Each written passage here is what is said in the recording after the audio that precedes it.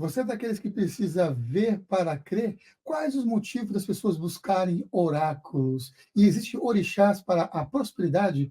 Estas e outras perguntas serão respondidas por André Molinari, aqui na TV Consciência Próspera.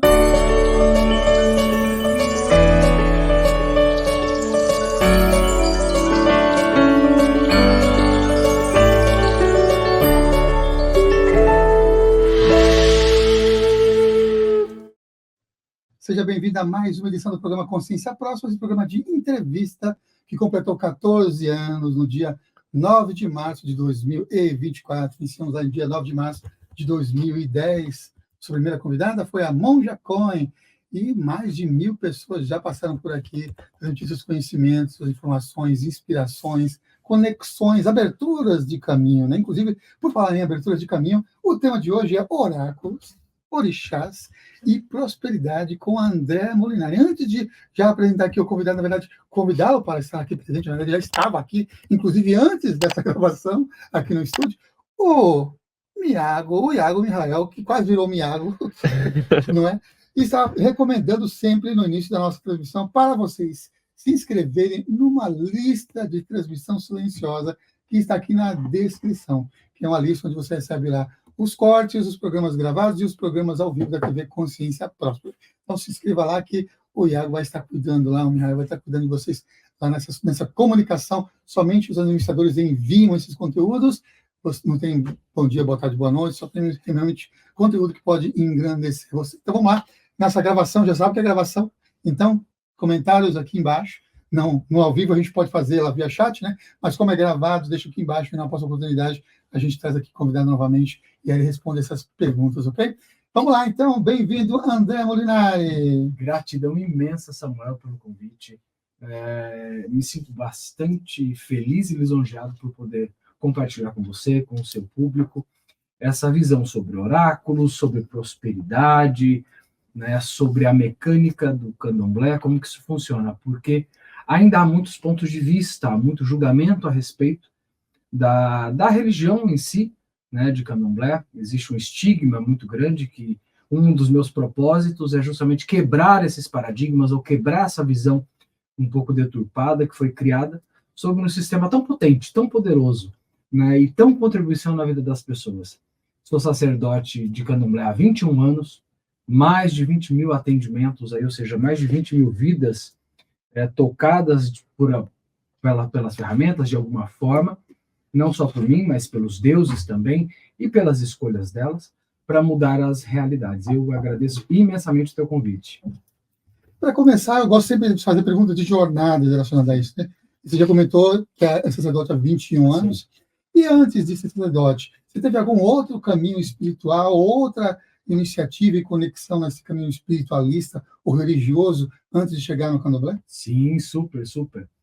A minha jornada ela começa desde muito cedo. Eu venho de uma família basicamente de umbandistas e kardecistas, porém, em um momento da minha vida, lá em 1996, eu resolvi meio que ser a ovelha com cor indefinida da família e fui para o seminário.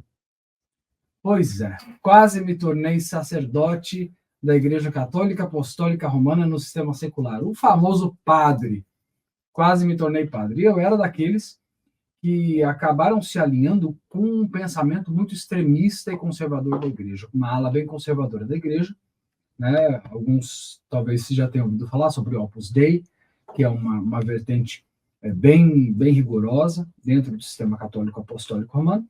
Porém, em 1999, numa missa das 5 horas da manhã, que era o Laudério, a primeira missa do dia no seminário, eu fui tomado em transe pelo caboclo, o meu amadíssimo mentor espiritual, chamado Caboclo Mata Virgem, né, que resolveu fazer uma participação especial durante a Eucaristia. Aí foi naquele momento que eu falei assim, não tem jeito, não adianta fugir disso, né, então vamos seguir o propósito e a jornada que o Lodumare, que Deus nos colocou. E retornei, então, para a minha vida secular, cotidiana, rotineira, fiz faculdade, fui para o meio empresarial, e nesse ínterim acabei me iniciando dentro do candomblé para o orixá Oxoguian, né, que é Oxalá na sua fase jovem, guerreira, extremamente agitado, E estou há 21 anos aí, seguindo o meu propósito sacerdotal. Ah, que legal. Acho que você é o terceiro convidado que foi iniciado no Chaguinha, que eu achei lá jovem. É desafiador, digamos assim. Imagino. Agora me diz uma coisa, eu fiquei curioso em relação a como é que foi a reação dos padres quando você incorpora ou dá passagem para o caboclo Mata Virgem dentro de uma Eucaristia. Era na missa? Na missa, durante a todo mundo? missa. Foi durante a missa, isso. Foi durante a comunhão, na hora da comunhão. Né? A missa, a gente já tinha feito o ofício das horas, que são as primeiras orações. Eu tinha iniciado o rito litúrgico, já tinha acabado de ocorrer a consagração da hóstia ali, e na hora que eu fui me levantar para receber a Eucaristia da manhã, eu já não vi mais nada, né? Já foi aquela coisa, falaram, tá em surto psicótico, esse menino tá passando mal, tá tendo uma crise de alguma coisa, pegaram o Mata Virgem, levaram lá para fora, né? Ele deixou um recado a algumas pessoas, por mais que fosse um seminário católico ali, secular, algumas pessoas também tinham histórico com essas energias, então já entenderam o que estava acontecendo. Falaram para ele, olha, a gente vai deixar o recado, mas aqui não é muito lugar para isso daqui não, né? A Mata Virgem deixou meu corpo, aí fui comunicado o que tinha acontecido, e foi quando eu realmente tomei a decisão, eu fiz a escolha de seguir um outro propósito que era, não vou dizer maior, mas era um propósito inicial, digamos assim, na minha jornada espiritual. De alguma maneira, Deus, Olodumare, o universo, haviam ali predestinado, para mim a gente vai falar muito de predestinação, que eu fosse sacerdote de alguma forma, ou seja, que eu provocasse consciência de espiritualidade nas pessoas, independente de qual sistema fosse escolhido por mim, diante da minha consciência. Mas não teve jeito. Então, a gente corre, e eles correm atrás da gente. Está tudo bem. Existe uma inspiração, dica, ou alguma meditação, algum conselho que pode ser dado para as pessoas que se sentem perdidas no mundo sem saber que predestinação é essa, ou qual o propósito de vida, o que ele veio fazer por aqui, que você associa com a sua experiência de vida ou com os ensinos que você já vem desenvolvendo? Olha, uma dica que eu sempre trago, Samuel, para as pessoas é o seguinte: primeiro, você precisa perceber e reconhecer que você nunca está sozinho. Ninguém está sozinho nessa realidade. Além de não estar sozinho, você não está desconectado do conjunto do todo. Né? O seu propósito pessoal, ele faz parte de um propósito ainda muito maior, que é o propósito desse Deus, dessa fonte generativa, dessa fonte criadora de tudo que existe. Então, eu faço um processo que eu aprendi para que eu percebesse e reconhecesse em meu propósito.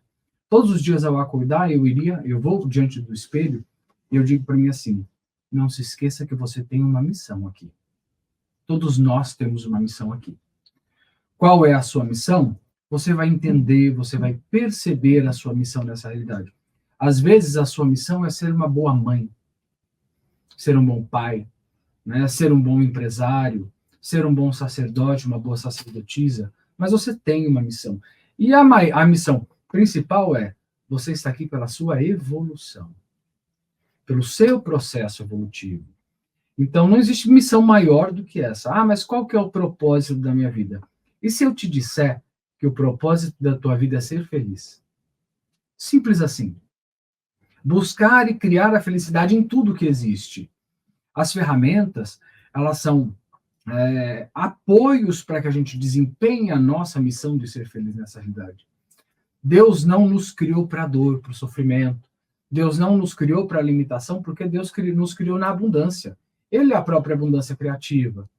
E se somos feitos aí, buscando até referência nas escrituras cristãs, se somos feitos à imagem e semelhança do Criador, nós somos feitos à imagem e semelhança da abundância e da prosperidade.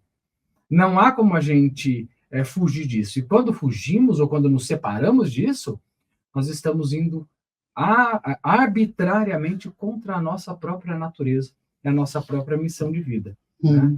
Você é dono de absolutamente tudo. Se não é o dono, é filho do dono. Então, presta atenção. A gente vai aprofundar mais em relação a esses conceitos e ideias sobre a prosperidade que possa realmente possibilitar aberturas de caminhos para quem está nos acompanhando. Mas eu gosto de trazer também perguntas conceituais para trazer um pouco de base. Teve um trajeto quase virou padre, passou também por essas conexões familiares com Umbanda, Candomblé, então tem essas outras conexões, e também terapêuticos, e várias outras linhas de conhecimentos terapêuticos também. E uma das perguntas que chegam para a gente várias vezes no ao vivo, via chat, é a diferença entre Candomblé e Umbanda. E o que é que são os orixás no Candomblé? Vamos lá. A diferença básica entre Candomblé e Umbanda é o seguinte: o Candomblé ele é uma estrutura religiosa com aproximadamente 6.500 anos, ou o culto ao orixá, vamos chamá-lo assim, o culto Ixexelabá, que é a tradição de culto aos orixás na África. Ele tem uma correlação direta com os elementos e os elementais da natureza.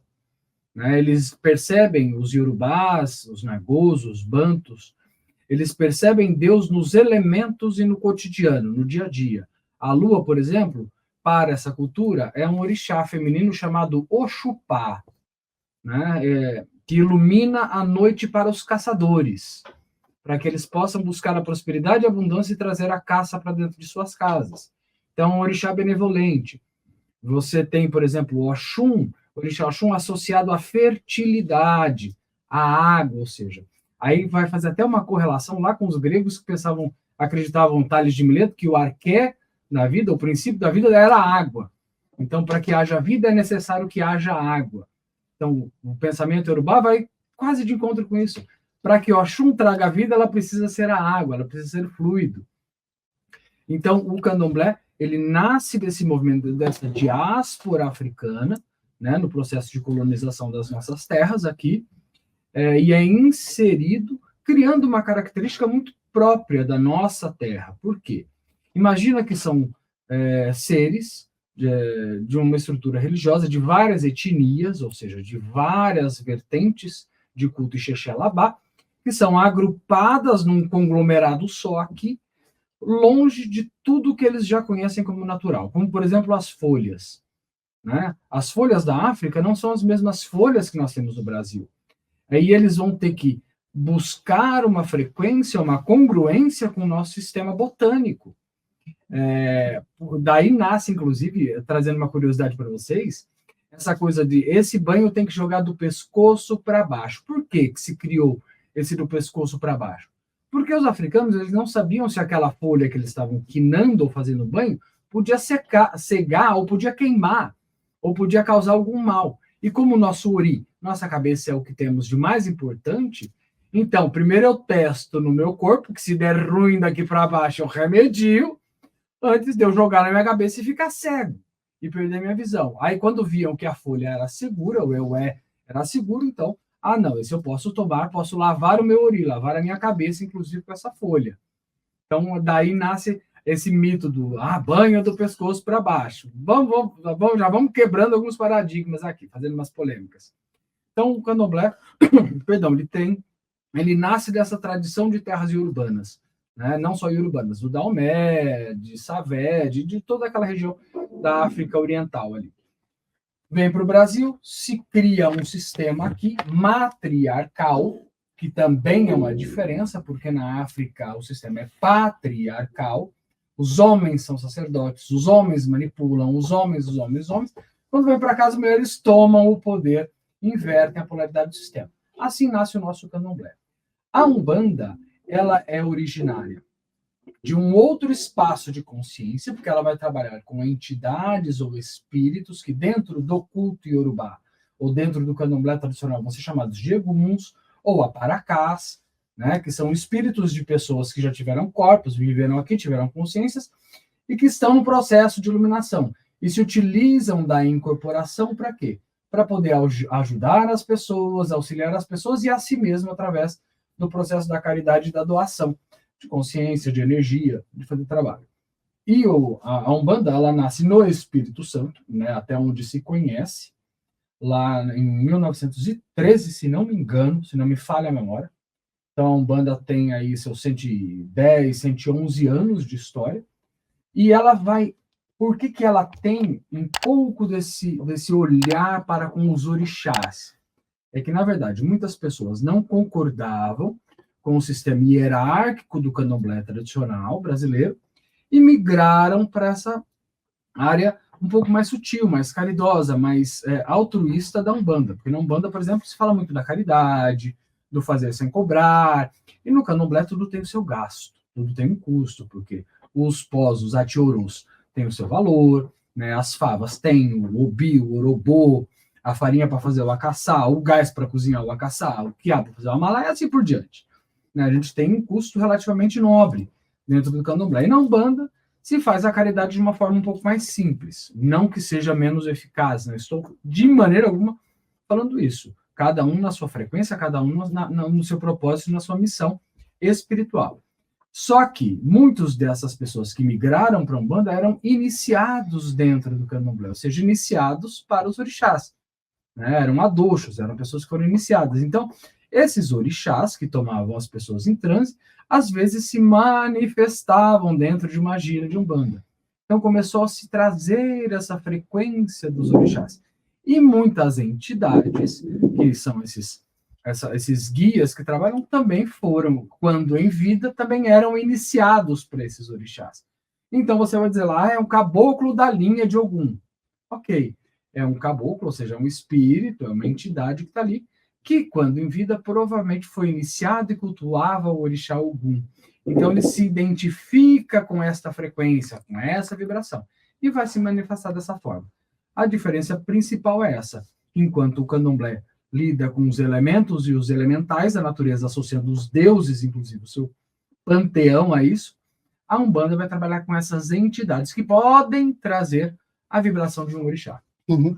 Quando você estava falando sobre o Oxum, né, você falou sobre arqué, né? A gente sempre vê, por causa da palavra grega em si, do arqué, também do arquétipo. Sim. E podemos dizer, então, que os orixás também são representações arquetípicas e teria, como fiz a pergunta nesse programa, né? E existiria, então, orixás especificamente para a prosperidade ou com arquétipo de prosperidade? Super, ótima, perfeita a sua colocação e sua pergunta. Sim, os orixás, eles são elementos arquétipos, isso é fato. E por serem arquetípicos aí, por serem essas figuras arquetípicas, eles vão trazer também luz e sombra. Né? Ou seja, por que nós temos uma ideia de que, por exemplo, uma ideia um pouco equivocada, e já vou trazer uma polêmica aqui para vocês, de que o orixá pune seria, hipoteticamente, o lado sombra daquele orixá, a raiva, a ira, né, o autoritarismo do orixá. Mas o orixá não é isso. O orixá é uma frequência tão superior a tudo isso, é uma vibração tão mais elevada do que essas nossas questões cotidianas aqui, que isso fica muito demodé, fica fora até de cogitação a gente olhar. Porém, tendo esse olhar arquetípico, sim, os orixás, eles são figuras arquetípicas e que nós podemos nos alinhar com elas, frequenciar essas figuras para receber delas a luz e trabalhar em nós as nossas sombras que podem estar refletidas ali naquele arquétipo. Por exemplo, vamos falar de um arquétipo de Xangô, orixá, aqui no Brasil cultuado como justiça, mas na África ele é o orixá que canta a alegria de viver. Olha que interessante a definição africana para Xangô. Lá Xangô não tem nada a ver com a justiça, lá tem a ver com a alegria de viver. Tá? E aqui nós associamos aos processos de justiça. Então, quão injusto eu sou dentro das minhas ações e escolhas de que Xangô, aspas no Xangô, irá me punir pelas minhas injustiças. Então, não seria muito melhor eu receber da luz da justiça e me colocar como imparcial diante dos fatores, estando na minha presença, na minha percepção? Porque Xangô não condena ninguém. Muito pelo contrário, reza a tradição, os itãs, de que ele tem 12 obás, ou seja, 12 ministros. 6 que condenam, 6 que absolvem. E Xangô é o voto de Minerva. Xangô é o proferidor da sentença. E Exu, o executor da sentença. Não é Xangô quem castiga. É Exu que vai fazer você colher o que você plantou. Vamos já primeiro perceber esse espaço de consciência. Então, e se eu me colocar diante da figura arquetípica e receber dos 6 da direita, que são os que condenam, e dos 6 da esquerda, que são os que absolvem, a consciência para que eu tenha clareza sobre uma situação, não uma sentença, uma clareza. e fazer os ajustes que eu preciso fazer na minha vida, para que eu me torne tão neutro e justo quanto Xangô é. E nessa tradição tem orixás específicos direcionados para a prosperidade? E aí, já que você falou também dessa Sim. questão de Exu, eu quero trazer uma ampliação para fazer uma outra associação Sim. arquetípica, né? Pegando essa pergunta inicial, que eu estou repetindo, que é os orixás para a prosperidade na Sim. tradição, e o que é que você pode falar, então, sobre Exu e Ganesha? Ótimo, maravilhoso. Vamos lá. Vamos primeiro falar dessa questão arquetípica aí, de orixás de prosperidade e orixás de fartura. Todos os orixás são arquétipos de prosperidade, absolutamente todos. Não há nenhum orixá, inclusive há um estigma aqui sobre Omolu ou Baluaê, que é o orixá da miséria. Não, gente, pelo amor de Olodumare, por Olorum. Omolu ou Baluaê significa a própria terra, ele é Onilé, de onde tudo nasce. Se os outros deuses se alimentavam, eram graças a Onilé, a Omolu, Baluaê, a terra. Nenhuma comida nasce que não seja da terra. Até a água precisa estar sobre a terra para o peixe nadar. Então, o Baluaê é o orixá, na verdade, mais rico e mais próspero que existe, porque ele é capaz de criar vida e alimentar o mundo. Então, todos os orixás eles vão trazer um arquétipo de riqueza e prosperidade. Porém, há alguns orixás que são associados a um movimento de prosperidade financeira, um movimento de aquisição de bens materiais. A gente vai falar primeiramente de Exu. Né? Exu é o orixá que comunica os mundos. Exu é o grande portal de comunicação entre Orum e Aie. É Exu quem fala pelos deuses. Não é Oxum quem está falando no jogo, não é Ogum quem está falando no jogo. Exu está me dizendo que Ogum mandou dizer, que Oxum mandou falar, que Oxalá está determinando. Mas Exu ele é o Ojinxé, ele é o comunicador. Ele é a fala dos deuses. Então Exu é o primeiro orixá de prosperidade e de fartura. E por que eu digo isso? Exu conhece o dinheiro. Exu conhece a troca. Exu sabe a diferença de uma nota de R$2 e uma de 200. Ninguém engana Exu. Não se passa a perna em Exu. Não se negocia com Exu. Não se tira vantagem, porque ele é Oxeturá. Ele é o olho que tudo vê. Exu vê o passado, o presente e o futuro ao mesmo tempo. E por ter essa habilidade, essa capacidade, Exu sabe o que cria mais dinheiro e o que faz você perder dinheiro. Então, ter Exu como seu grande aliado, como seu grande negociador, é quem vai abrir as portas à prosperidade. Existe um caminho de Exu chamado Olojá. Olojá é o senhor do mercado, é o grande negociador. Então, quando, por exemplo, um empresário está tendo problemas de negociação, os contratos estão rolando, vamos fazer alguma coisinha para Olojá. Outro caminho, Aqueçã, quem fundou o mercado de Oió, pai de Oronian, avô de Xangô. Ele era literalmente quem criou, segundo a teologia urubá, a forma de compra e venda. Então, quer trabalhar mais sobre questões de venda? Vamos trabalhar com energia de Aqueçã. Só que nós temos que ter bastante atenção, Samuel, e muito cuidado com os caminhos de Exu, porque cada caminho é uma frequência. E cada frequência vai criar segundo a sua vibração. Infelizmente, ou de uma forma muito leviana, se jogou aí pelas mídias sociais e pelo mundo a questão de um Exu chamado Aladê. Aladê é um Exu que está associado ao orixá, que nós vamos falar desse arquétipo, que é Adexaluga, que é o orixá da prosperidade física, dos bens materiais, que é a irmã caçula de Iemanjá. Olokun, o deus do mar, o pai de Iemanjá, teve 3 filhas, Olossá, Iemanjá e Adexaluga. Aí depois eu vou contar essa história por que ela se torna o orixá da prosperidade. Então esse Exu Aladê, não, todo mundo quer ganhar dinheiro, tem que montar um Exu Aladê, tem que ter um Aladê, tem que ter um Aladê. E foram montando, criando os assentamentos de Aladê e vendendo para o povo aí a baciada. Porém, cada campo odúnico, cada ser carrega em si um campo odúnico, que é um campo eletromagnético, com seus odus ou suas energias específicas. O que é bom para o Samuel pode não ser bom para o meu campo, e vice-versa. O que é bom no meu campo pode não ser um caminho próspero para você. E quando eu empurro uma energia que o seu campo não aceita ou não assume como próspera para você, ele vai criar resistência, ele vai se fechar. Aí você vai botar a culpa em quem, lindo ser? No Exu. Não tem nada a ver com o pobre coitado do Exu. Na verdade, talvez aquele não seja o caminho de Exu que abra a porta da prosperidade para você. Por isso é importante o oráculo, por exemplo, para que a gente entenda, o sacerdote tenha clareza, a pessoa tenha clareza de qual é o caminho que vai abrir as possibilidades para ela, né? E não simplesmente a gente vender aí na baciada e na receita pronta. Então esse é um alerta que eu deixo para vocês. E por que esse Exu Aladir foi tão difundido? Por quê?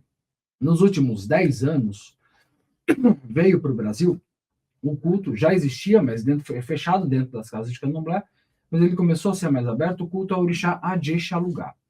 Adje Xalugá, filha mais nova de Olocum, o Senhor dos Mares, irmã de Iemanjá, nasce ali no Rapa do Tacho. Né? Olocum tinha 2 filhas e para uma, Olossá, ele já tinha dado todas as plantas do fundo do mar, ou seja, as algas, né? O Lossá é um orixá que não gosta muito do ser humano, porque ela acha que o ser humano foi criado para estragar o mundo, então ela prefere ficar no fundo do mar escondida nas algas. Nasce Iemanjá e Iemanjá recebe todos os animais que estão dentro da água, como reino dela, como presente para ela. Então, os peixes, por isso o nome Ieomu Ejá, né? A mãe cujos filhos são os peixes, essa é a tradução do nome de Iemanjá, ela recebe os peixes. De repente aparece, pum, nasce lá de Xalugá. Não sobrou as plantas, a água, o Olocum pensando, né? Ixi, a água é minha. As plantas eu já dei para Olossá, os bichos eu já dei para Iemanjá. O que eu vou fazer aqui? Para ela não ficar desprevenida, todos os tesouros que forem jogados no mar serão seus. Todas as pedras preciosas, todas as moedas de ouro, tudo que brilha dentro da água é seu. E deu isso a Adje Xalugá, que se apropriou dos tesouros, das conchas, das pérolas e tudo que brilhava no fundo do mar. Então ela teve essa correlação muito grande com a prosperidade financeira, dinheiro da nossa realidade, coisas que custam caro dentro da nossa realidade. Então esse culto é feito para quê? Para que ela nos dê ou nos proporcione essa vibração, essa frequência de prosperidade.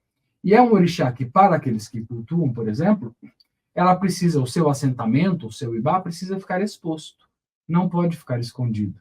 Tem que viver com você. Então ela vai ficar sempre no centro da casa, para que todo mundo passe por ela e a elogie pela sua beleza. Ela é extremamente vaidosa e melindrosa. Então você tem que passar sempre por Adje e dizer, como você está linda. Se ela está linda hoje, acordou bem? Né? Mojoloroni, a senhora acordou bem? Está bem hoje? Então você conversa e ela convive com o movimento, criando o fluxo de dinheiro e de prosperidade. Vou complementar, então, porque a pergunta que eu fiz em relação a Exu e Ganesha, porque também a tradição da Índia, sim, também uma das coisas que está sempre presente e que está exposto é, como o Adje, é o próprio Ganesha. É Ganesha.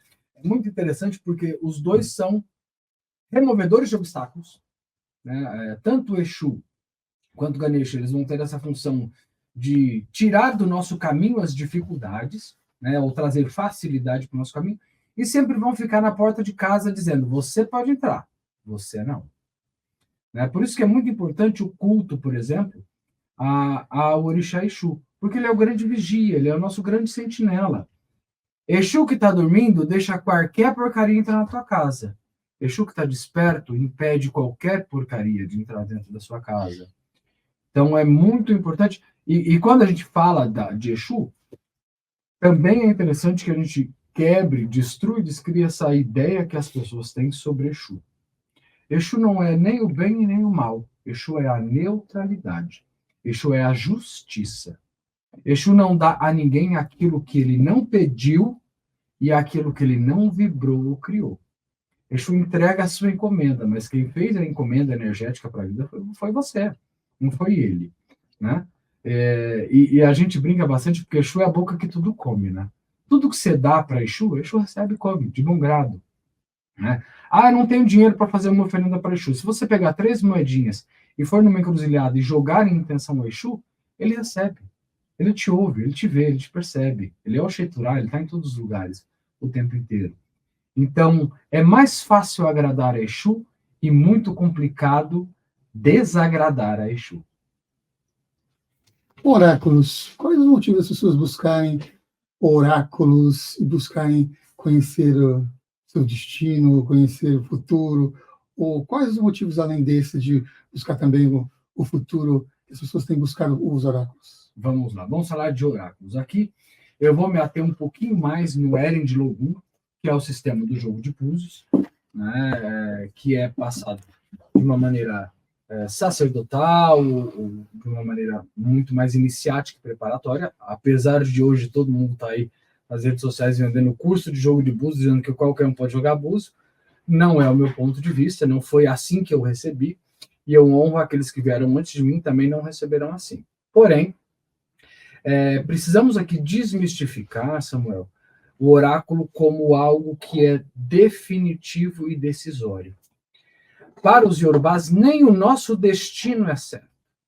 Nós temos um pré-destino, que nós chamamos de Odu Labori, né, onde nós fazemos um contrato, um pacto, um acordo com o Eleripim, que é o deus do destino, para que a gente possa passar por certas situações nessa vida para o nosso processo de evolução espiritual, ou de resgate de alguma forma.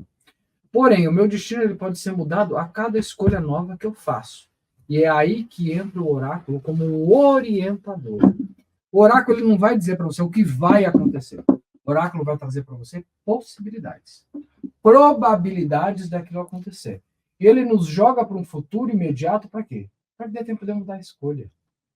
Para que eu possa fazer alguma movimentação ou energética de campo, ou mesmo de consciência, para que eu não precise passar por aquilo. Ele vai me dizer, ali na frente tem uma pedra. Se você continuar caminhando com o olho fechado, você vai dar um tropicão nela. Mas ele não vai falar, ixi, se você continuar aqui, você vai tropeçar na pedra. Essa é a energia que a gente precisa trazer muita clareza para as pessoas. Por quê? Eu sou um dos vamos chamar de baluartes, de quebra de ideação da política do medo. Pessoas, elas, quando procuram um jogo de búzio, a maioria já nem procura porque tem medo, porque já tem uma egrégora, já existe uma egrégora de medo muito grande, né? Aí se eu disser que eu vou morrer. Aí se falar que meu marido está me traindo. Peraí, você não foi procurar a resposta? Você foi procurar a resposta, então eu vou te orientar, ou o jogo vai nos orientar sobre as possibilidades que estão ali disponíveis, né?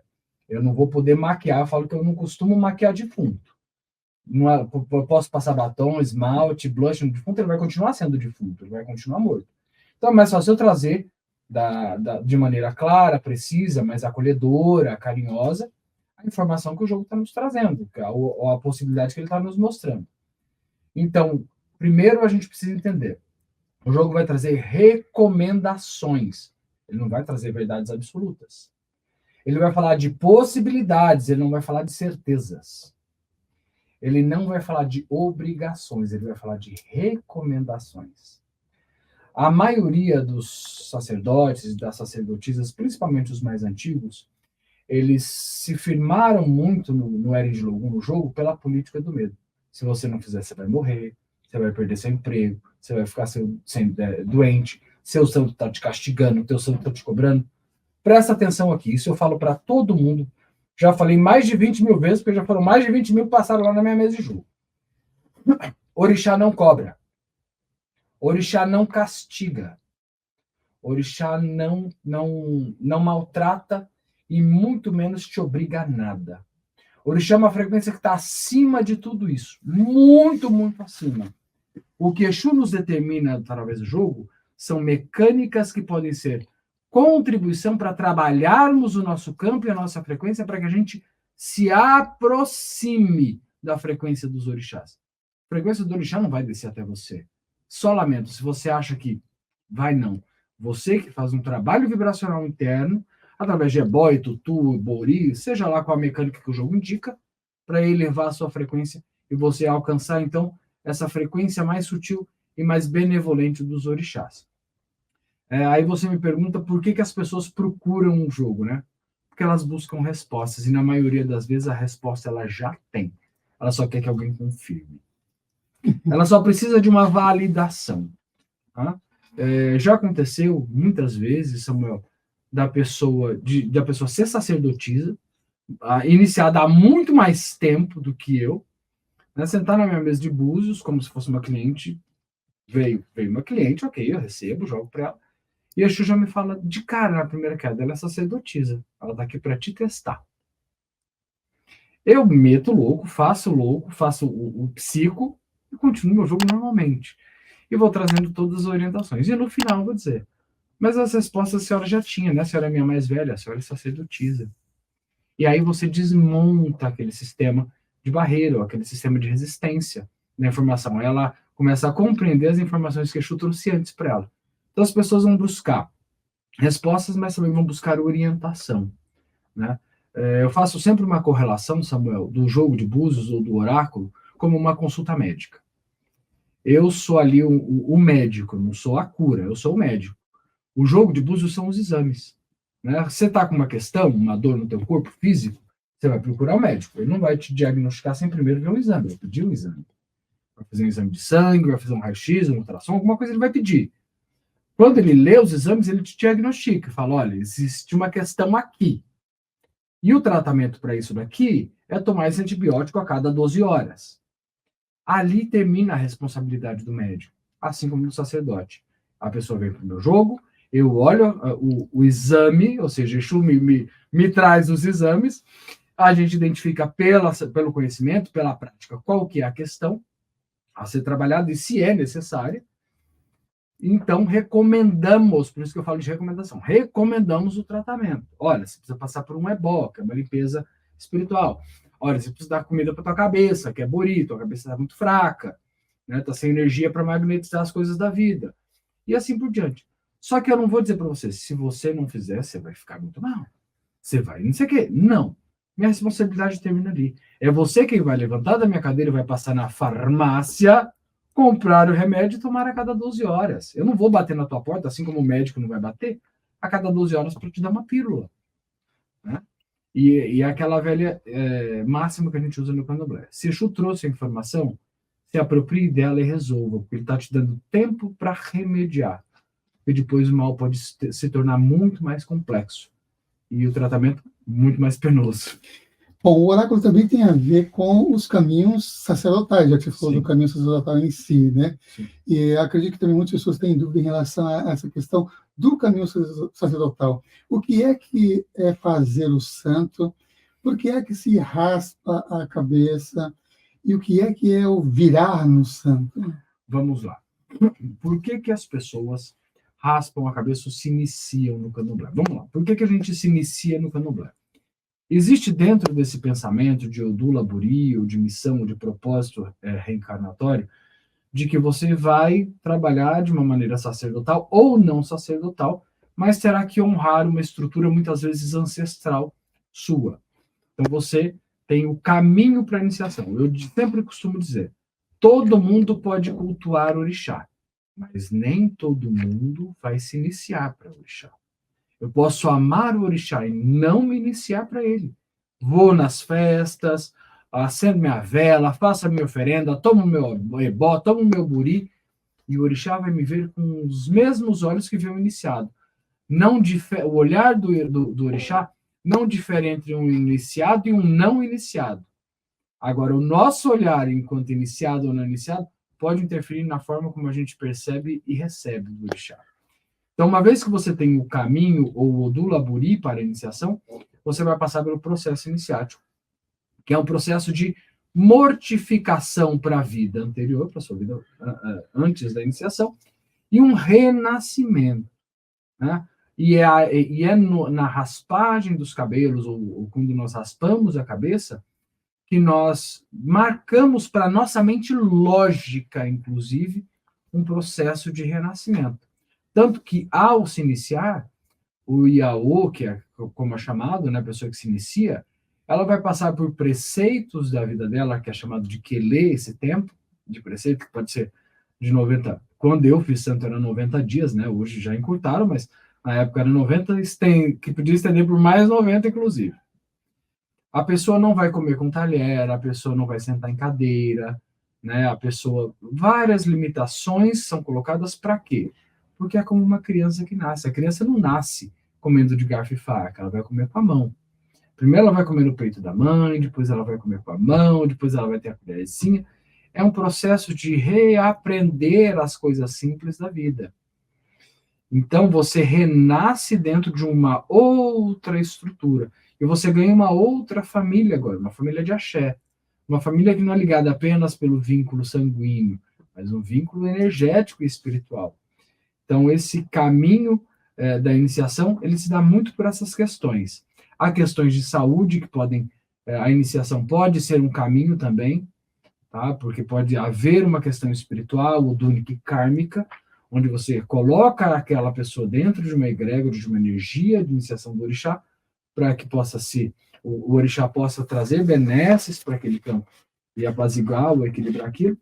Porém, dentre os iniciados, nem todos se tornam sacerdotes ou sacerdotisas. E essa é uma premissa muito importante para se trazer à luz. Por quê? Hoje, infelizmente, Samuel, você vê muitas pessoas iniciadas e que tomaram a sua obrigação de 7 anos, que a gente vai chamar de Oiê, né, o Odu Ingê, vai tomar os 7 anos e vai se intitular como pai ou mãe de santo. E é aqui que mora o perigo. Porque são pessoas que não foram preparadas para isso. Para você chegar ao sacerdócio, primeiro, você tem que ter estrela. Vamos chamar estrela, que é essa missão, esse Odulaburi. Você tem que ter isso determinado pelo Eleripim. Você tem caminho para aquilo. Ao perceber o caminho, isso é apontado na sua iniciação, você é preparado pelo seu pai de santo ou pela sua mãe de santo, dentro dos mistérios específicos que são de responsabilidade do sacerdote. Então, quem não é sacerdote não vai iniciar outra pessoa no orixá. Quem não é sacerdote não vai manipular o jogo de búzios. Quem não é sacerdote não vai fazer as imolações ou sacrifícios aos deuses. Quem não é sacerdote não vai fazer bó, bori ou qualquer mecânica energética. Por quê? Porque ele não foi preparado para aquilo. Então ele pode cometer ali alguma questão energética muito mais grave, que em vez de ser uma contribuição para a pessoa, vai ser o quê? O ponto de, eu vou colocar aspas na palavra destruição, aí todo mundo vai para o mesmo balaio das almas, né? Porque não presta, e propôs de macumba, tudo não presta. Porque, na verdade, infelizmente, encontrou uma pessoa não preparada para aquilo, ou não responsável o suficiente para desempenhar aquilo. Vou trazer uma pergunta que ela é criada com algo que você citou um pouco antes, em algumas 3, 4 perguntas antes, que eu até anotei aqui, quando você falou de Egum. Sim. E aí, para trazer alguns aspectos de entendimento relacionados a Egum, né? Você pode falar mais sobre Egum, e quando também tem um termo Egungun, e também forças, amuletos, ou contra-Egum, também. O que você pode falar sobre essas perspectivas? Egum é uma egrégora. Tudo que tem uma alma, tudo que teve uma alma, ao deixar o seu corpo físico, se torna Egum de alguma forma. Porém, esses Eguns, eles podem se subdividir segundo características muito únicas e segundo até a própria história reencarnatória daquele ser ou daquela centelha divina. Por exemplo, para a cultura iorubá, os homens, ao desencarnarem, ao deixarem o corpo, eles se tornam eguns. De eguns, eles se tornam aparacás. De aparacás, eles passam por um tempo de maturação e se tornam egungun. Então, existe um processo de evolução até depois... Gente, presta atenção. Até depois de morto, você precisa evoluir. Tá? Agora, para o sistema iorubá, as mulheres não se tornam eguns. Elas se tornam uma massa consciencial que vai para um outro conglomerado energético chamado Yami ou Xorongá, que é como se fosse o grande útero do universo que acolhe toda a energia feminina. Então, aí, claro que a gente está falando de um ponto de vista teológico iorubá, não de 6.000 anos atrás, não de agora, onde existia essa separação de que homens podem ter um processo evolutivo aí, e as mulheres vai tudo para o balaio das almas, tá? Mas vamos trazer mais clareza sobre isso. Então, o Egum é todo o espírito que deixa um corpo e que pode ficar transitando. Quando eles têm uma frequência mais agressiva ou mais revoltada, eles são chamados de aparacás, tá? Para essa cultura, que nada mais são, meus amores, do que os obsessores. O que são os obsessores? São os aparacás, né? E dentre os aparacás existem uma qualidade, uma qualificação desses espíritos que são chamados de ajoguns. E quem são os ajoguns? Os que querem causar confusão o tempo inteiro. Então a gente sempre pede muito a Exu, né, para que Exu livre o nosso campo e a nossa casa do Gun, que é da briga, da guerra, e dos Ajoguns, dos espíritos que possam trazer confusão para a nossa vida e para a nossa casa. Então, essa é a diferença básica entre Egum e Egungun. Egungun é um terceiro estágio, digamos assim, onde eles são cultuados como ancestrais. Na África é muito comum, inclusive dentro do candomblé existe um braço religioso, que é as casas de Egungun, as casas de rito, que só lidam com essa energia. O orixá não se manifesta nesses lugares, porque para eles, onde a vida, o orixá está manifesto, a morte e Ku, Egungun, não pode se manifestar. Vou fazer uma pergunta dupla, Sim. já que a gente está falando sobre oráculos, orixá e também Sim. prosperidade. Existe também uma ideia sempre que se assemelha ao conceito de lei da atração dentro da tradição, seja no candomblé ou urubá. E essa é uma pergunta. E a outra é pegar um gancho na que a gente fez lá no início do programa, para não dizer que a gente está fazendo um clickbait, faz pergunta e não falar que vai fazer a pergunta e não faz. Tá. Que é assim, o que você pode falar sobre essa questão de ver para crer no oráculo e ver para crer também na manifestação da prosperidade? Vamos lá. Uma coisa está interligada com a outra, olha que interessante. Existe um conceito de lei da atração? Sim. E é o mais antigo de todos. Por que eu digo que é o mais antigo de todos? Para a cultura iorubá, para a tradição dos orixás, Ori é o que nós temos de mais importante e fundamental. Você vive sem um braço, você vive sem um olho, você vive sem um dedo, sem uma perna, você vive sem língua, você vive sem um monte de coisa no seu corpo. Mas você não vive sem a sua cabeça, seu Ori. Ela é tão importante, seu Ori é tão importante, que a palavra Yorixá, na verdade, é uma conjunção de duas palavras. Ori, cabeça, e Xá, que significa guardião, sentinela, protetor. Então, a minha cabeça é tão importante que um Deus precisa tomar conta dela enquanto ela está por aqui, criando a minha realidade. Por isso que eu tenho um orixá, eu tenho um guardião do meu Ori. E é o Ori quem é o grande foco da lei da atração para os iorubás. Quando você tem um Ori próspero, um Ori forte, um Ori equilibrado e alimentado, bem cuidado, você tem uma vida próspera e feliz, porque seu Ori está atraindo a prosperidade para você. Se não está vindo a prosperidade ou as possibilidades para a tua vida, dá uma olhadinha no Ori, percebe o Ori, se você está tendo força para magnetizar, seu Ori está tendo força para magnetizar. Exu é metade do caminho. Ori é os outros 35% do caminho. E os 15% que sobram é o orixá e a própria vida.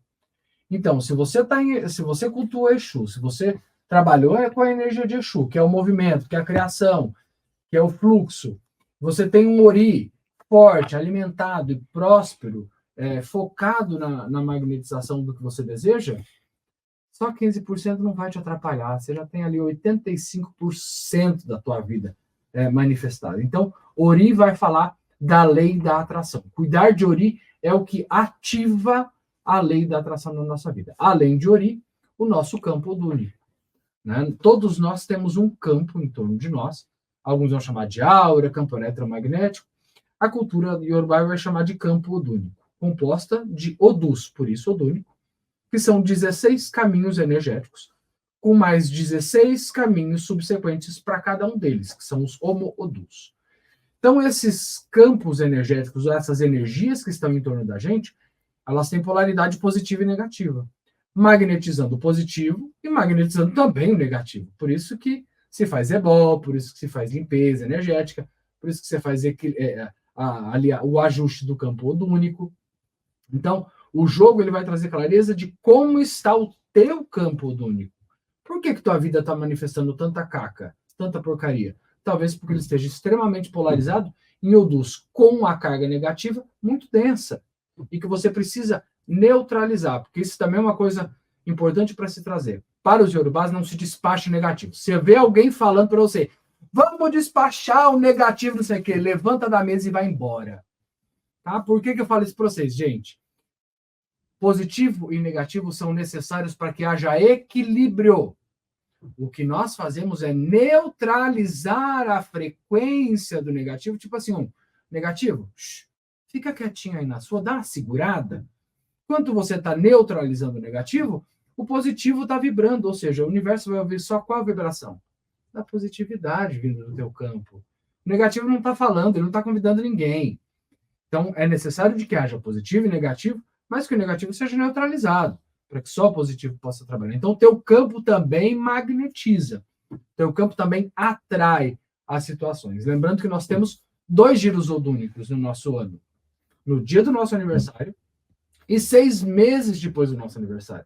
No mesmo dia, mas 6 meses depois. A recomendação sempre, por exemplo, de um jogo de búzios é fazer uma semana antes do meu aniversário e uma semana antes de completar 6 meses do meu aniversário. Para quê? Para que eu entenda a polaridade do campo. Se meu campo está negativo, ele honra bastante a polaridade anterior. Ao girar, ele gira no negativo. Então dá tempo de você remediar e neutralizar o negativo do campo. Para quando girar, ele gira para o positivo. E você tem ali pelo menos 6 meses de paz e tranquilidade, sem ter essa preocupação de ter que fazer alguma coisa dentro do seu campo duro. Então essa é a pergunta que você fala sobre a lei da atração. A outra era sobre... A outra era o ver para crer no Ver para jogo e também em relação à manifestação da prática de uma lei de atração ou mesmo da prosperidade em si. Sabe, Samuel, é legal quando você é um olhador, a gente chama o sacerdote de olhador. Quando você é um olhador de jogo, muitas vezes aquela queda, ela não faz sentido nenhum para você, para tua mente lógica. Eu assim, mas como que pode ser isso, né? Não está fazendo sentido aqui para mim. Porque por mais que haja um processo mágico, vamos chamar assim, espiritual no jogo, ele é extremamente lógico. Ele é sequência de quedas em posições específicas no Opon, que é a mesa do jogo, que vão te remeter a um Itan, uma lenda. Você vai buscar a memória desse Itan, vai trazer para a realidade encaixada dentro da questão do cliente. Então, é todo um processo que está acontecendo aqui, uma computação absurda na cabeça do olhador o tempo inteiro. Então, você vê aquela queda e ela não faz sentido. Só que para o teu consulente faz total sentido. Então, a função, o papel do olhador não é fazer uma informação ser entendida, é apenas comunicar a informação. Já aconteceu, eu vou trazer uma história aqui, que para mim foi muito emblemática, foi lá no comecinho da minha carreira, vamos dizer assim. Um grande empresário daqui de São Paulo, fundador de uma grande empresa cosmética, estava em estado de CA terminal e me procurou. Sentou na minha mesa de jogo. Pai, André, vim aqui para ver o seu jogar e não sei o quê. Eu falei, tá, sente aí, amado, vamos lá. Abri o jogo para ele. E Exu me comunicou Iku no campo, a morte. E que seria em menos de um Oloju, ou seja, de uma semana. E eu tinha que passar essa informação. Como que você vai falar para um cidadão que está ali, com as suas últimas fiandeiras de esperança na tua mão, você vai dizer, olha, você vai partir, não tem o que fazer. Respirei fundo e trouxe a informação. Falei, olha, fulano de tal, Exu está dizendo o seguinte para você, perdoe quem você tem que perdoar, peça perdão a quem você precisa pedir perdão e viva um dia de cada vez, porque a sua jornada já está findando. Esse homem bateu na minha mesa de jogo, saiu bufando. Falei, inclusive será em menos de uma semana. Eu tenho que passar a informação, senão a responsabilidade da informação fica comigo e a energia fica comigo. Exu vai ficar assim no meu ombro. E aí, André? André, eu falei para você não conta pro cara. Aí, ó. E aí, o que você vai fazer agora? Porque às vezes, Samuel, tem algum acordo, alguma forma de trazer mais amenidade, para ele até às vezes estender um pouquinho esse tempo. Mas Exu falava que não tinha acordo. E que não queria acordo, não tinha o que fazer. Tá, era o do labori dele, era o que estava definido e acabou. Saiu, foi embora, nem pagou o jogo na época. Falei, não precisa nem pagar. Saiu tão nervoso da minha jogo, tava ele e a esposa. 3 dias depois a esposa me liga à noite e fala assim, pai André, o senhor tá bem? Eu falei, tô ótima. E você como tá? E fulano de tal, como é que tá? Então, tô ligando para informar o senhor que ele veio a óbito, ele faleceu, ele teve uma parada. Foi pro hospital e teve uma parada de manhã. O velório vai ser na Catedral Ortodoxa Russa, ali no Paraíso, etc e tal. Eu gostaria muito que o senhor fosse. Eu falei, talvez eu não me sinta confortável. Eu falei, não, faço questão de que o senhor vá. Fui para o velório. Chegando no velório, fui lá me despedir do féretro ali, né, do falecido. Ela veio do meu lado, me abraçou, me agradeceu muito, pegou o dinheiro do jogo e colocou na minha mão. Eu falei, o que é isso? Ela falou assim, o seu jogo só disse uma verdade. E a gente não queria acreditar no que o seu jogo estava falando, porque a gente tinha esperança de que podia ser uma realidade diferente. Mas o que é justo, e Exu é justo. E como ele é justo, eu estou sendo justo com você na frente dele. Ela fez isso em cima do corpo do falecido. Entendeu? Eu respirei e falei, não posso aceitar isso. Ela falou assim, por favor, faça o que o senhor quiser com esse dinheiro. Mas eu preciso honrar a informação que foi passada. Peguei esse dinheiro, ao sair do velório, estava passando um transeunte ali, em situação de vulnerabilidade. Peguei o dinheiro e entreguei, porque na verdade eu estava pagando a quem me trouxe a informação. Exu. Então, muitas vezes, a gente quer questionar aquela informação e ela não é uma informação questionável. Né? Apenas receba daquela informação. Pode ser que aquilo se dissipe, ou pode ser que não. Então, é muito importante a gente sair do espaço do crer, ver para crer. Seria muito mais fácil a gente crer para que as coisas se manifestassem na nossa vida. Se eu creio que eu sou próspero, eu convido a prosperidade para mim. Se eu creio que eu sou abundante, eu convido a abundância para minha vida. Então, é sobre isso, é sobre a gente inverter essa polaridade. Outra questão também que é muito recorrente aqui, vou fazer duas seguidas, uma depois faço a outra. Uma delas é a questão de, se é possível, uma pessoa se tornar rica e famosa através de algum pacto espiritual, e se as pessoas têm procurado também você em relação a isso. Deixa eu fazer as duas, porque já fazer. A outra é a questão de que se a amarração funciona, se as pessoas também procuram bastante a questão da amarração. Vamos lá. Sim, tudo funciona porque tudo tem a sua magia. O que é bem interessante a gente olhar aqui, Samuel, é o seguinte. Macumba pega em quem está com uri fraco. Já vamos pensar dessa maneira. Quando eu digo macumba pega em quem está com uri fraco, o que eu faço de negativo para alguma pessoa, ela vai pegar naquela pessoa, vai vibrar no campo dela, se o campo dela estiver suscetível àquela frequência. Senão, vai bater no campo e vai resvalar, vai embora. Né? Ou seja, gastei dinheiro com a macumba que não deu certo. A amarração funciona? Pode funcionar. Como pode não funcionar? Já vi amarrações que funcionaram, sim. E já vi amarrações que não funcionaram e muito pelo contrário. Deu muito ruim para quem fez. Né? Eu, particularmente, aí é uma conduta sacerdotal minha, tá? Até olhando para as normas do IUAPLE, não trabalho com esse tipo de frequência e energia, não escolho para mim, porque eu acho que o que é nosso está no nosso campo e a gente vai magnetizar segundo a nossa frequência. E eu acho muito leviano e muito autoritário você forçar uma pessoa dentro do campo da outra. Para mim não faz sentido.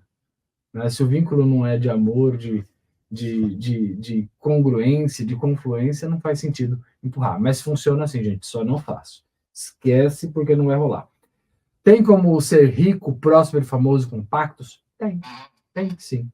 Existem entidades, e aí eu não vou falar, não estou falando de orixás, tá? Estou falando de entidades que vão trabalhar muito nesse espaço, que também não é uma escolha minha sacerdotal. O que eu, enquanto sacerdote, escolho é provocar ou despertar na pessoa e no campo dela a potência de prosperidade que ela já tem e que ela desconhece. Porque ela não sabe disso. Porque ela ainda acredita que a prosperidade é de fora, não é de dentro. Não é um movimento interno. Tem que vir de fora. Alguém tem que me fazer rico. Alguém tem que me... Não é alguém, amado. É você. É você que tem que ser o imã da prosperidade. Então, eu trabalho essa pessoa usando os orixás, as frequências dos orixás, as mecânicas, para limpar essa lama que está cobrindo esse ouro reluzente que está embaixo dela. Né? Mas, claro que existem aí pactos, a gente ouve de muita coisa, eu recebo muito cliente que me conta muita coisa de pacto aí, só que, sinceramente, meus amores, não recomendo. Prosperidade, né? Quando muitas pessoas associam também a prosperidade com a energia do dinheiro ou com o dinheiro em si. Então, a pergunta aqui inclusive já foi citada aqui uma oferenda para Exu, que ele aceitaria até 3 moedas. Sim, né? até as 3 moedinhas. Né? E converte isso em outras forças. Né? Sim. Não, na realidade em que nós vivemos, sim. E também, pegando a perspectiva de que esse programa, a maioria das pessoas que assistem são espiritualistas, sim. que têm uma visão ou visões específicas e crenças ligadas à energia do dinheiro também, um tanto quanto peculiares da formação do povo brasileiro, da cultura que nós estamos inseridos e tudo mais. Qual a função do dinheiro? vamos lá, dinheiro é uma frequência. Dinheiro é uma energia e é uma bênção. Primeiro a gente precisa entender e reconhecer e perceber e trazer isso com leveza para o nosso campo, de que dinheiro não é maldição. Tá? Dinheiro não é causador de mal. Dinheiro não cria discórdia, não cria separação. Quem cria isso é o homem, com as suas escolhas e com seus julgamentos. Dinheiro não. Muito pelo contrário, o dinheiro ele não suporta nada que seja pesado para ele. Nada que seja denso. Você deu uma missão para o dinheiro que é pesada para ele, ele não vai se manifestar, ele não vai aparecer, ele não vai rolar, não vai acontecer. Porque o dinheiro não suporta esse tipo de conduta para com ele, de estupidez. Dinheiro não gosta de gente estúpida. Dinheiro não gosta de gente desorganizada. Tua casa tá de perna pro ar, meu amor. O dinheiro não vai aparecer. Só lamento. Limpa tua casa, arruma tua casa. E arruma, quando eu digo tua casa é interna, que chama-se corpo, mente e corpo. E a sua casa externa mesmo. Né? Dicas básicas para vocês. Tá andando com um dinheirinho, com aquela moedinha no carro? Pelo amor de Deus, tira agora. Tira agora, porque você não tá dando um rumo pro dinheiro. O dinheiro tá perdido no trânsito, coração. O dinheiro precisa ter um lugar certo para chegar, e o lugar certo é a tua casa. Você está fazendo o dinheiro andar a esmo, sem rumo, sem rota. Então limpa, tira as moedinhas do carro. Tá? Quer fazer doação de alguma coisa para uma pessoa que tem situação de vulnerabilidade na rua? Carrega um pacotinho de bolacha, de biscoito ali, né? Um pacotinho de salgadinho. Percebeu o que a pessoa está passando? Abre, dá fechadinho ali, pronto. Você está fazendo seu papel, né? De doação, de servir. Mas não faz isso com o dinheiro, não. Uma moeda de 1 centavo tem a mesma energia de uma nota de 200. Energia. O dinheiro, frequência, o dinheiro frequencial, energético, ele não conhece valor, ele conhece a energia do que ele é. Então, quando você joga aquela sua moedinha de 10 centavos fora, ou deixa ela jogada em qualquer lugar, você está dizendo para o dinheiro, você não é importante para mim. Por isso que eu te deixo largado. Então, não é ser o tio Patinhas e guardar todas as moedinhas, mas é tratar o dinheiro com amor e com respeito, com o devido respeito que ele tenha. Você tinha feito uma outra pergunta além dessa da questão do dinheiro. Mas essa eu fiz associação por conta da questão cultural, Tá. e depois eu fiz só pergunta qual é que é a função do dinheiro, mas eu vou fazer uma outra aqui Vamos lá. relacionada com isso. Qual a relação entre prazer, sexo e prosperidade? Tem tudo a ver. Olha que coisa interessante da gente abordar aqui. Prazer, sexo e prosperidade. Todas essas frequências encontram-se no mesmo ponto energético, chamado de chakra básico. O chakra básico é a nossa porta de recepção de energia da Terra, do universo.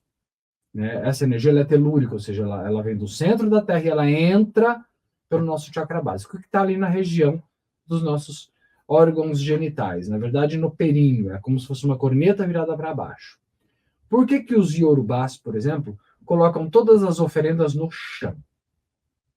Enquanto os cristãos colocam em altares, os iorubás colocam no chão, porque eles já entendiam que a energia não vem dos céus, vem da terra. E por vir da terra, quanto mais próximo da terra, mais próximo dos deuses ou da fonte da energia.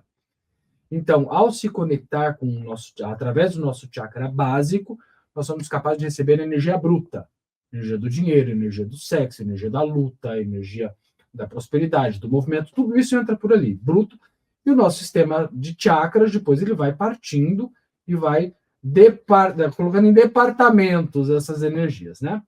E por que que como que o sexo pode estar associado à prosperidade? Porque eu estou estimulando a porta de entrada da energia bruta, por onde o dinheiro também vai entrar. Então, quando eu tenho uma vida sexual saudável, ativa e saudável, eu crio mais dinheiro. Quando eu tenho uma vida sexual desregrada, eu perco dinheiro, porque eu estou gastando energia só com sexo. É só a gente fazer uma correlação aqui. Se a gente pega historicamente no nosso país, por que que as famílias que têm mais posses ou criam mais dinheiro têm poucos filhos? Porque eles se apropriam dessa energia bruta, dessa energia do chakra básico, e direcionam para dinheiro. Aí você vai para uma família que vive em condições bem precárias, lá num recôncavo de qualquer estado do nosso país, 15 filhos, 16 filhos, e tem o quê? Um fardo de feijão guardado só. Por que isso? Porque está utilizando a energia apenas para a reprodução. Aí também eu vou trazer aqui um ponto de vista interessante sobre a nossa visão de prosperidade, de dinheiro e prosperidade, né? E como que isso tudo está ligado. Prosperidade, o olhar, o pensamento, a energia de prosperidade de uma pessoa que mora em Dubai é diferente de um que mora numa aldeia lá no Benin. Para Dubai, ele tem que ter não sei quantos petroleiros e não sei quantos diamantes. Isso é para ele ser próximo. No Benin, se ele tiver um casal de um bode, uma cabra, umas galinhas e uma plantação, ele é uma pessoa próspera. Então, o que é a prosperidade dentro de mim? O que é a minha percepção de prosperidade e como eu me torno próspero a partir dessa perspectiva? Né? O que eu preciso criar além disso? Às vezes, um petroleiro para esse carinha lá do Benin não faz nem sentido, porque ele não sabe nem o que é. Né? Assim como a cabra, para o cara lá da Arábia, ele também não vai saber, não vai nem entender disso. Então, a gente precisa sempre perceber isso. Porém, para finalizar a tua pergunta, sim, dinheiro, sexo e prosperidade estão intimamente ligados. Porém, temos que utilizar com sabedoria, presença e consciência. E abordar o sexo como uma experiência de troca energética. Por quê? Tem gente que pode entrar no teu campo sexual e roubar a tua prosperidade. E se ela, por exemplo, ela estava com a estrela, vamos chamar assim, pegando até o termo que você fez em relação ao fazer santo, Sim. E aí ela vai e encontra uma pessoa, depois que ela tem relacionamento com aquela pessoa, parece que apaga aquela estrela. O que ela pode fazer em relação a isso? Já que parece que a possibilidade dela foi até aquele ponto daquele encontro. Existem sistemas, Samuel, como eu falei lá, cada um tem um sistema odônico, né? Cada um tem um campo odônico. Há campos odônicos que às vezes estão tão negativos que eles vampirizam um outro campo odônico. A gente vai chamar isso na área terapêutica de emaranhamento áurico ou emaranhamento quântico. Né? Convivendo muito perto, um campo começa a consumir energia do outro, por quê? Tudo no universo é equilíbrio. Então, o campo mais negativo vai pegar tudo que tem de positivo para trazer. Né? Lembra daquela aula de física? Você estava na aula de física quando a gente falava de vasos comunicantes? Né? Um vaso mais alto e um mais baixo, eles vão se equiparar para trazer o equilíbrio? É isso, o campo é a mesma coisa. Tá vendo como a física e a espiritualidade têm tudo a ver? Presta atenção, hein? Vai reprisar suas aulas de física. Então, a mesma coisa são os campos. Tá? Então, um campo que era extremamente próspero pode ser vampirizado por um campo que era extremamente escasso, ou trabalhava, ou traz até memória ancestral familiar de escassez.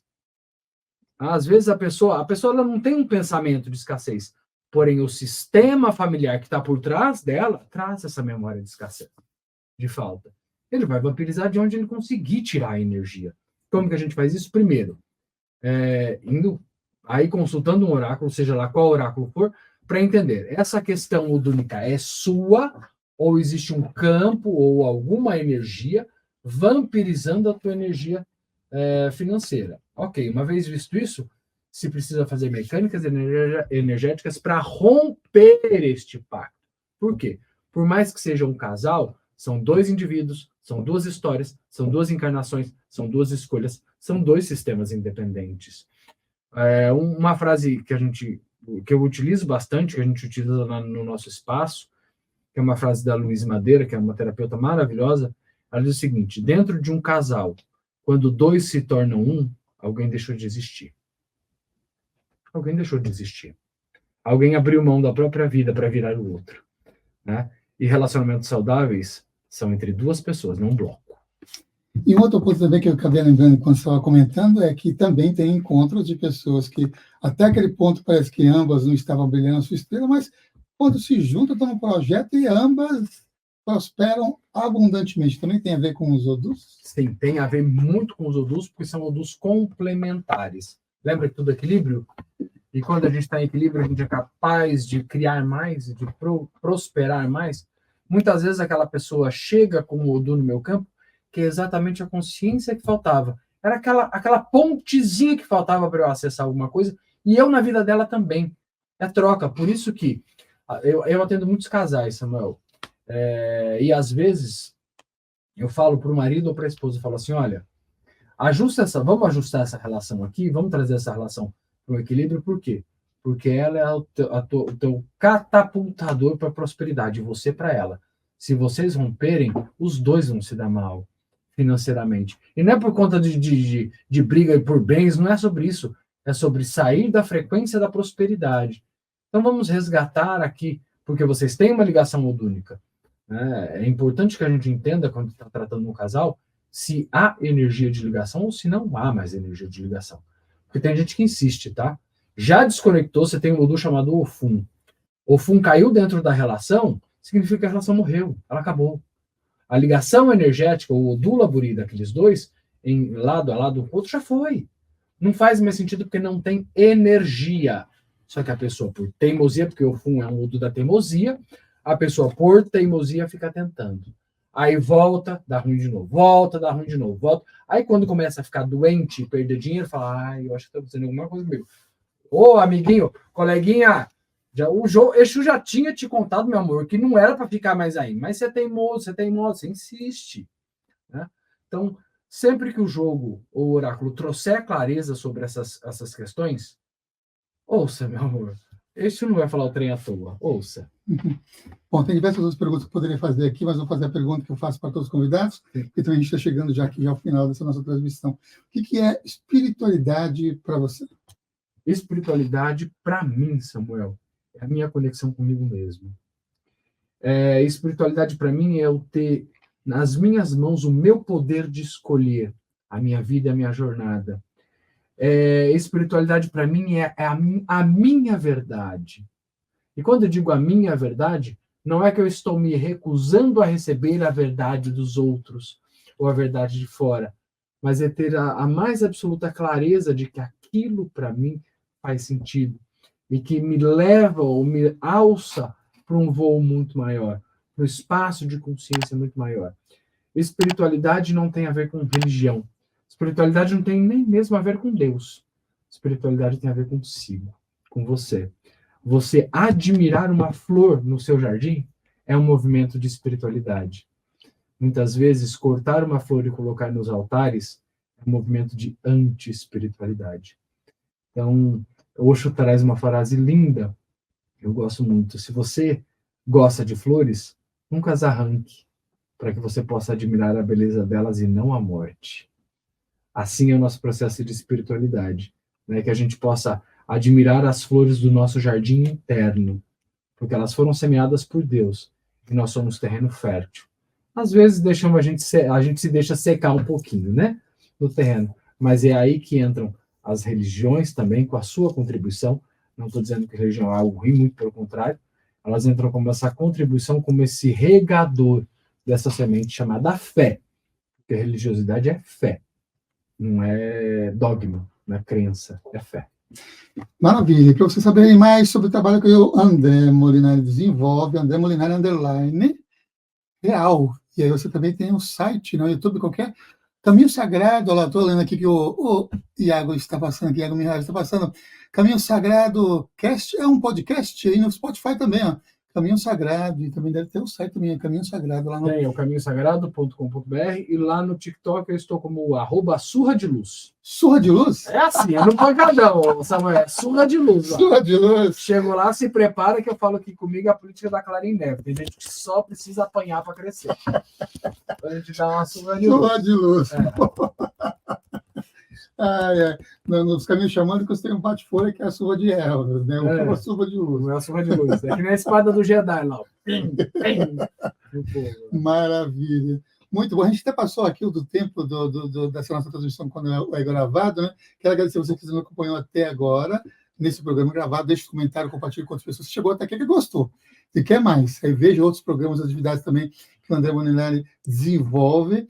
E agradeço e nos vemos um próximo episódio. Como eu sempre faço, mensagem final é do nosso convidado, já divulgamos também aqui, está na descrição também, onde as redes sociais você pode encontrar o contato do convidado, aprofundar cursos, podcasts, né, que desenvolvem, trabalham os outros de atendimento, vai pesquisa aqui também que está na descrição.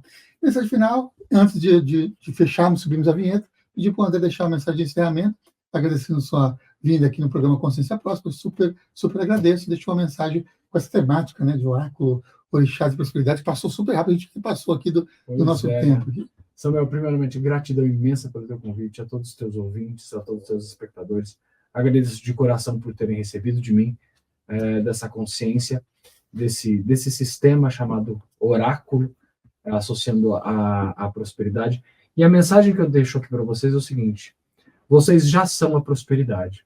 Vocês já são a abundância porque vocês nascem da mesma fonte que os orixás nasceram, do mesmo princípio. A diferença é que eles já entenderam e a gente ainda está buscando entender. Eles já estão lá e nós estamos caminhando para chegar lá com o apoio, com os olhares e a mão estendida dos orixás. Não tenha medo. Não tenha medo de receber uma informação. Não tenha medo de mudar a sua escolha através dessa informação. Se os deuses, se Deus, o universo, trouxe para você uma mensagem, é porque ele já sabe que você está preparado a dar o próximo passo, a subir mais um degrau. E se eu puder contribuir com você e auxiliar você, dando esse pequeno empurrãozinho, essa surrinha de luz, eu estarei disponível de braços abertos para te receber, para te acolher, para te orientar e para que você também seja, na minha vida, parte do meu processo evolutivo, do meu processo de ganho de consciência diante do universo, dos deuses, dos orixás e da minha própria consciência. Um beijo grande para vocês e até a próxima, Samuel.